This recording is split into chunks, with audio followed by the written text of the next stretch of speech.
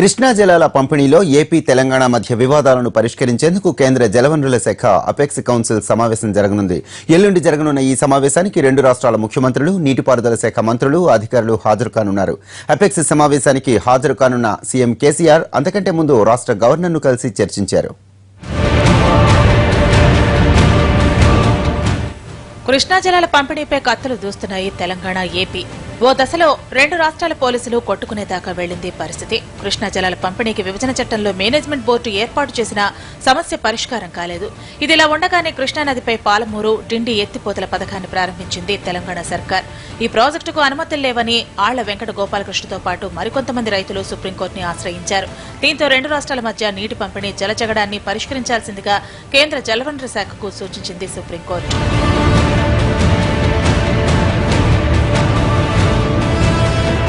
Supreme court ఆదేశాలతో రెండు రాష్ట్రాల ముఖ్యమంత్రులు, జలవనరుల శాఖ మంత్రులు, అధికారులతో కేంద్ర జలవనరుల శాఖ మంత్రి ఉమాభారతి సమావేశం ఏర్పాటు చేశారు.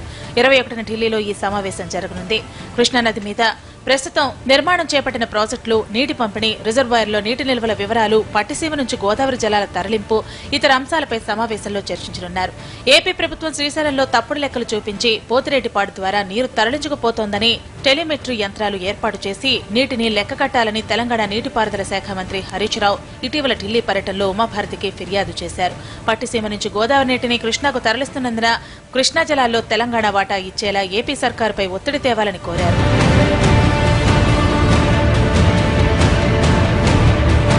పాలమూరు, డిండి ఎత్తిపోతలకు అనుమతులు లేవని ఏపీ ప్రభుత్వం వాదిస్తోంది. దీనిపై ఏపీ జలవనరుల శాఖ మంత్రి ఉమామహేశ్వరరావు కేంద్ర జలసంఘానికి లేఖ రాసినట్లు సమాచారం. కృష్ణానదిపై తెలంగాణ అక్రమ ప్రాజెక్టులు నిర్మిస్తోందని ఏపీ వాదిస్తోంది. రెండు రాష్ట్రాల వాదనలు, సుప్రీంకోర్టు సూచనల మేరకు కేంద్ర జలవనరుల శాఖ ఎలాంటి సూచనలు చేస్తుందనేది ఆసక్తికరంగా మారింది. AP CM Chandrababu apex council సమావేశంలో పాల్గొనడంతో పాటు ప్రధానమంత్రి మోడీని కలవనున్నారు.